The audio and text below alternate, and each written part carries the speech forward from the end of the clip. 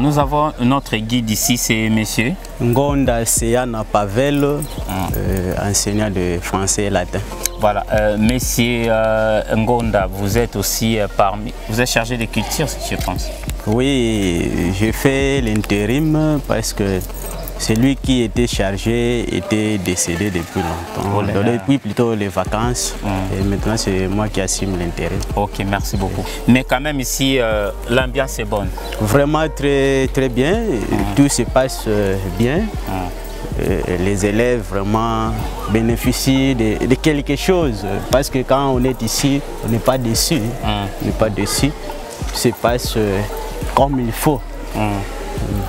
Comme vous le savez, le lycée ne date pas d'aujourd'hui. Oui. A fait déjà sortir beaucoup de gens qui sont aussi des responsables et qui occupent de grands postes. Donc, et nous continuons à garder cet aspect-là du lycée. Mais comment est-ce que vous gérez ces enfants qui viennent d'ailleurs et les autres, non, c'est les internes et puis les semi-internes, pour ne pas parler des ayants droit d'ici. Comment est-ce que vous gérez ces genres de mentalités? Oui, l'école est là pour éduquer, former. Nous les formons, nous savons comment les former. C'est ça notre travail. Nous avons appris comment former les gens ou les élèves, parce que presque tout le monde qui est ici est qualifié. Voilà. Est qualifié, il sait comment former. Est-ce que vous pouvez avoir l'idée de l'effectif des enseignants que vous avez? Oui, c'est plus ou moins 23 professeurs que nous sommes, si je ne me trompe pas. Ok, mais les cours, c'est juste de 7h? De 7h30 à 13h juste. Ok. Et puis les internes rentrent pour l'étude? Oui, ils reviennent ici à l'étude à 15h. 15h juste. Et ils sortent à 17h juste. Et les soirs aussi, la nuit, ils ont études de 20h à 21h. Là maintenant nous allons essayer un peu d'échanger avec quelques cadres aussi, des enseignants et puis voilà. Puisque apparemment il y a vraiment une grande discipline, puisque les bâtiments sont, apparemment c'est comme s'il n'y a personne, mais le couloir ou la cour de l'école est vide. Oui, même le préfet n'est pas là. En tout cas, les enseignants assument la discipline comme il faut. Donc ça c'est vraiment à féliciter, parce qu'il y a la conscience ici. Il y a la conscience vraiment professionnelle et tout le monde travaille comme il faut. D'ailleurs, si vous n'êtes pas vraiment un bon travailleur, vous ne pouvez pas maîtriser ces genres de milieux. Oui, vous ne pouvez pas non plus y être. Ça va, merci beaucoup. Alors nous entrons pour continuer notre ronde. On peut comprendre quoi par rapport à l'organisation matérielle dans votre internat, parce que nous sommes juste dans les bâtiments de l'internat. J'ai des surveillantes qui sont en même temps professeurs, qui surveillent les enfants au dortoir. Voilà. Nous avons ici trois dortoirs, ces bâtiments que vous voyez ici. Première porte là-bas, là c'est là où dorment les élèves de la 4e et 5e. Ici, 6e des humanités.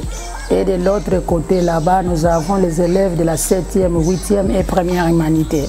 C'est-à-dire qu'ils sont calmes pendant la nuit? Très bien, ils sont calmes pendant la nuit. Les lits sont en bon état? Oui, les lits sont en bon état. Mais il y a quelques problèmes qui se présentent ici chez vous. Il n'y a pas assez d'électricité. Comment est-ce que vous vous battez pour alimenter ces grands bâtiments? Ces grands bâtiments, nous avons les motopompes là-bas. Les moteurs qui nous produisent de l'électricité, mais qui posent toujours des problèmes. Nous avons des moteurs là-bas, les petits et les grands. Mais il y a toujours beaucoup de pannes. Des groupes électrogènes. Des groupes électrogènes, il y a beaucoup de pannes. Mais nous avons, pour le moment, ici nous avons des panneaux. C'est ça qui nous aide maintenant pour le moment. Donc les enfants étudient pendant la nuit. Est-ce que pendant qu'ils étudient la nuit, c'est toute la nuit qu'ils sont éclairés ou bien jusqu'à un bon moment? Même quand nous avons les moteurs là, des motopompes là que vous parlez, on allume ça à 18h45 jusqu'à 21h. Ok. Après, ils passent la nuit avec des torches? Non, avec des panneaux. Ah ok, jusqu'au grand matin. Jusqu'au grand matin. Ah, donc quand même de ces coins-là, de ces côtés-là, la solution est assez trouvée, non? Mais les panneaux, vous voyez, c'est dans les dortoirs, au réfectoire et dans la grande salle. Pour les frais, comment est-ce que vous faites? Même les internes et puis les semi-internes ne payent que les mêmes montants? Les semis ne sont pas vraiment nombreux, mais ils payent un montant là, un peu dérisoire. Dérisoire pour leur permettre de bénéficier quand même de tout ce qui se passe à l'internat. Ce qui se passe à l'internat, par exemple la nourriture et puis de l'eau, parce que nous avons dit que de l'eau s'achète ici. Donc vous achetez en tout ou bien en sachet? Donc en tout et des bidons. Des bidons de 5 ou 25 litres? 25 litres. Mais de l'eau potable? Oui, vraiment potable. Potable. Là, ils vont l'épuiser dans des sources là, très propres. Donc ils partent, ils puisent dans des sources et puis pour venir vendre. Vraiment. Et les bidons, c'est à combien déjà? Là, c'est la sœur DI qui est mieux chargée de les dire. Donc, je sais que mes réserves. Oui. Ok, donc, mais quand même, les parents comprennent, surtout quand il y a l'organisation, donc les comités des parents, les COGES comprennent quand même les différentes dépenses que vous faites ici. Puisque les parents congolais, surtout ceux qui vivent dans de tels milieux, c'est pas facile. Bon, chaque fois qu'il y a assemblée générale des parents, on leur montre ce qui se passe ou comment les dépenses se font. Voilà. Comment les dépenses se font. Voilà. Ils sont conscients qu'on doit acheter de l'eau parce que nous crions toujours à ce qu'on puisse nous arranger ne fût-ce que des puits d'eau et autres.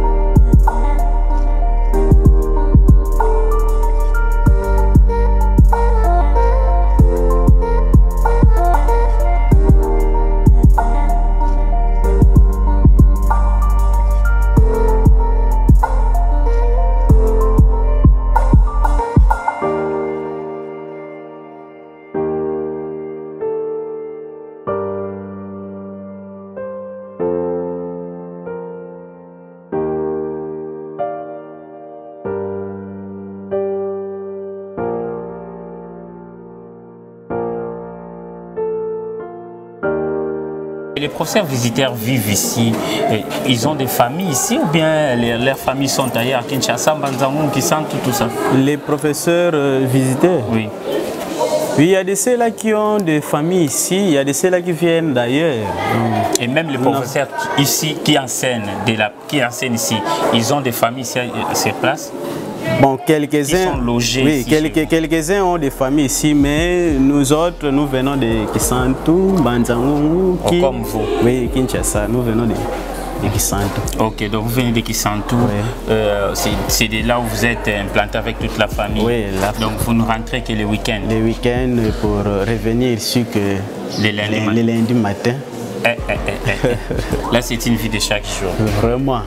Donc l'État devrait vraiment nous payer comme il faut parce que nous nous sacrifions, nous laissons des familles là-bas pour venir vivre. Oui, quand vous venez ici, vous êtes d'office des célibataires. Des célibataires. Périodiques. Voilà. Alors, pendant que vous laissez vos familles, vous n'avez pas de difficultés par rapport à la bouffe et les habits. Donc, vous avez vos habits à vous. Oui, déjà à partir d'ici, où les familles viennent aussi, la femme vient. Nos femmes viennent nous laisser des habits parfois, ou lorsque nous sortions, nous prenions parfois aussi nos habits. Mais malheureusement, maintenant, on ne sait plus vraiment sortir parce que nous n'avons pas de l'argent ou des transports, surtout que les prix des transports ont augmenté partout. Est-ce que vous avez le temps des promenades avec les élèves? Oui, des excursions s'organisent parfois. Parfois. Mais rarement apparemment. Rarement maintenant parce que ce que nous disons, la vie est devenue un peu difficile quand vous demandez un petit rien aux parents pour des excursions. Les parents ne parviennent pas vraiment. Vous verrez qu'un bon nombre ne paye pas. C'est pourquoi nous ne voulons plus vraiment organiser beaucoup d'excursions. Et la plupart des élèves viennent d'où?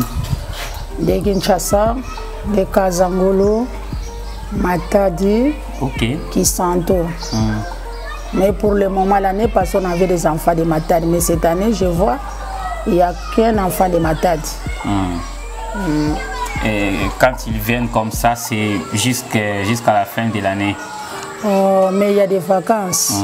Par exemple, quand il y a beaucoup, comme cette année, la rentrée était le 5. Les 5, du 5 jusqu'au, je pense, au 3 novembre, il y a une détente. Ils vont partir en détente pour rentrer pour les internes, les 5 et les externes, les 6. Et dès qu'ils sont là, donc, les cours commencent directement? Quand ils sont là, quand les enfants se présentent, directement les cours commencent. En tout cas, là, de ce côté-là, on n'a pas vraiment de problème.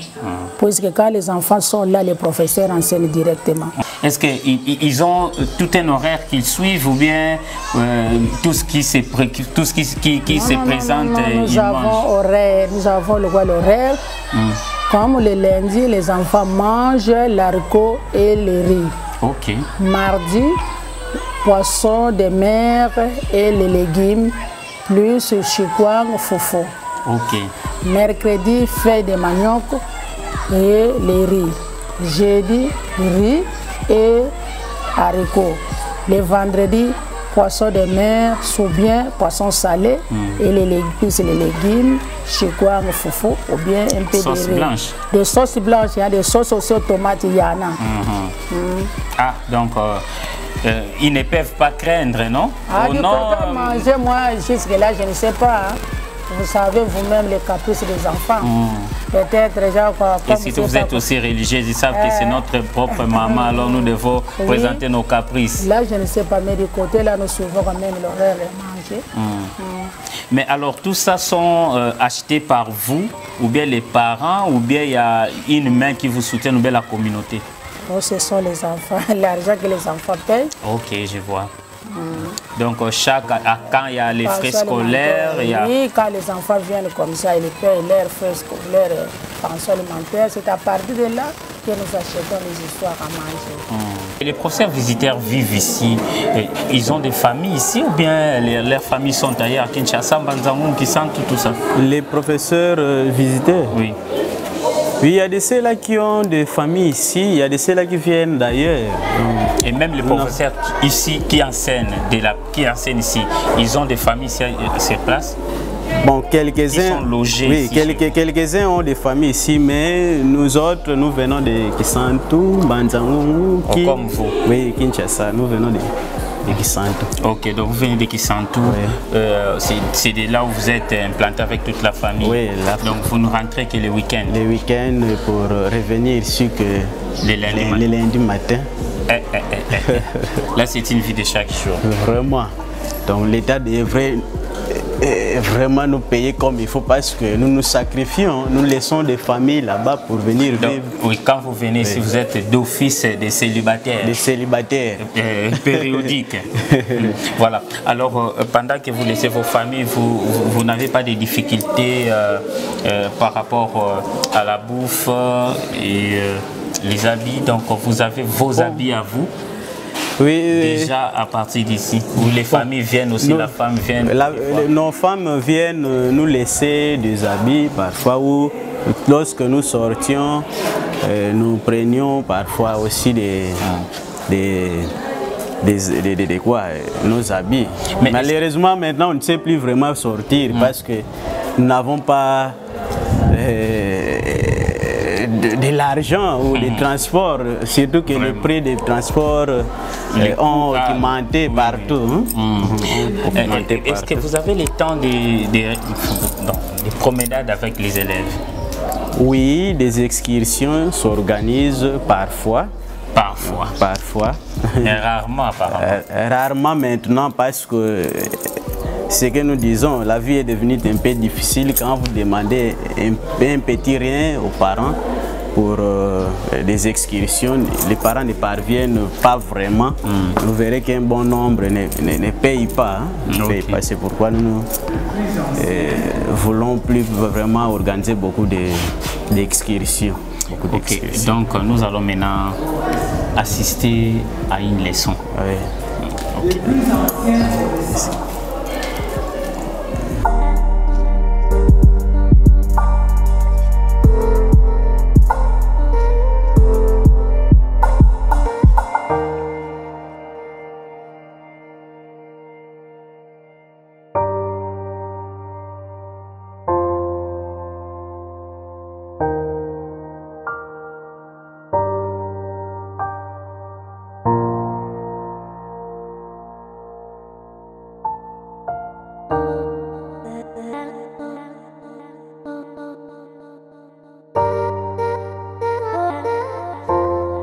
Les semi-internes, tellement quelques semi-internes, ils mangent comme tout le monde. Nous savons qu'est-ce qu'on fait pour ces gens-là, pour aider les parents qui n'ont pas vraiment de... Mais est-ce qu'ils ne font pas comme le font les autres, les semi-internes, qui n'ont pas d'argent, peuvent s'amener avec les bidons d'huile, les foufous, tout ça, quand ils quittent leur famille, c'est tous ceux qui sont dans des villages environnants. Nous avons déjà commencé, il y a ceux qui viennent avec des foufous, quelques semi-internes, quelques foufous. Mais vie, tu vas voir quand vous allez demander des foufous, de quoi ils vont résister. On a essayé un peu même de calculer des sacs de foufou là ou bien sacs de riz qu'on amène, si ça fait, ça donne combien. C'est à partir de là les montants là qu'on devait demander. C'est cette année que nous avons changé. Mais les années passées, c'est ça qu'on faisait. Mais vie avec la conjoncture d'aujourd'hui, tu vois, il y a des parents dans ces côtés-là, il fait beaucoup de manœuvres pour vous donner du foufou. Et surtout si les parents savent qu'il va mener seulement du foufou, quand il va venir avec des sacs là de foufou, tout un trimestre là tu vas voir, ça ne va manque à gagner aussi pour l'école. Oui. Et surtout vous.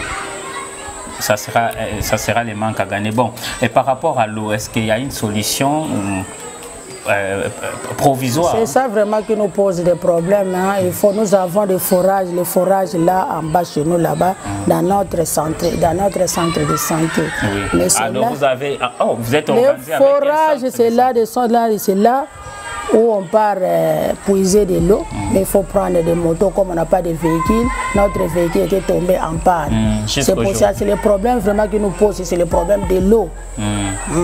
Donc, même les enfants, pour se baigner, ils descendent en bas? Non, nous avons nos citernes là-bas, si c'est 2 citernes, c'est là.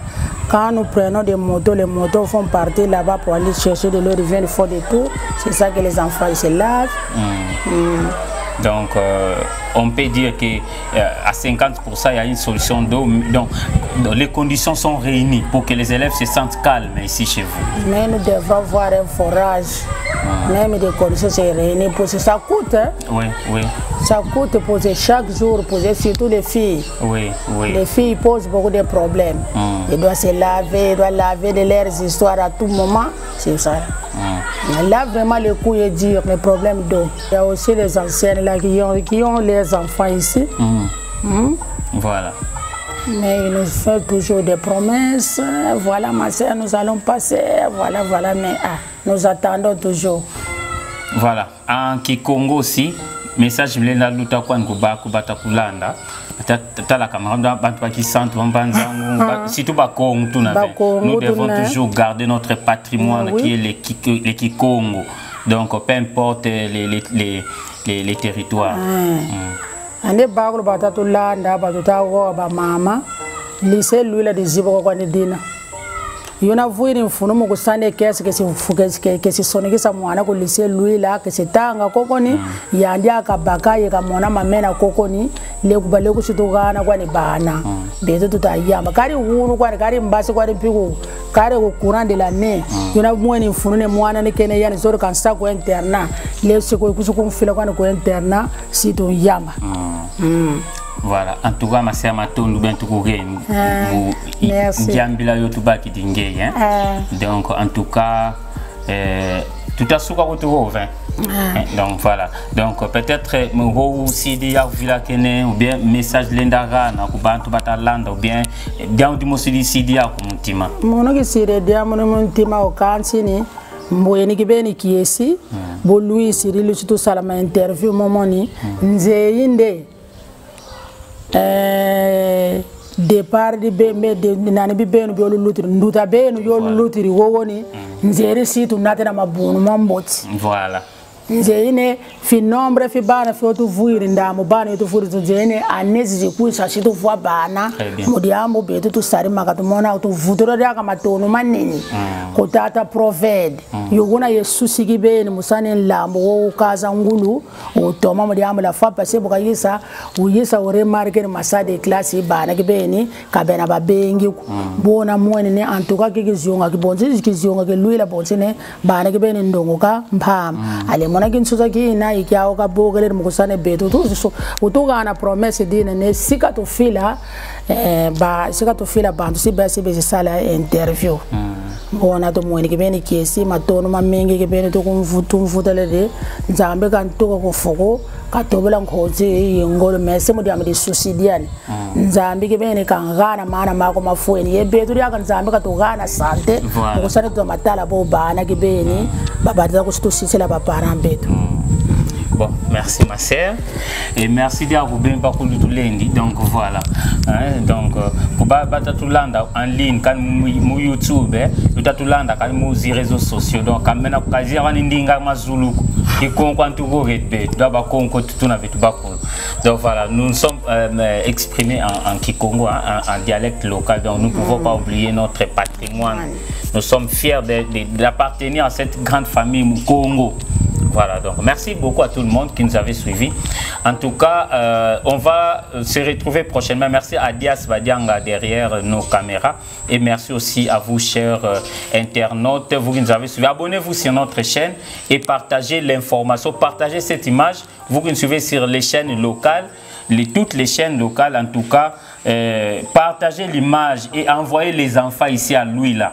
Donc nous avons aimé la fraîcheur, les milliers, les calmes, l'encadrement, l'aération des salles, tout ça. Toutes les conditions en tout cas sont quand même abordables pour vos enfants. Donc ne vous inquiétez de rien. Merci. D'ici là, portez-vous bien. Au revoir.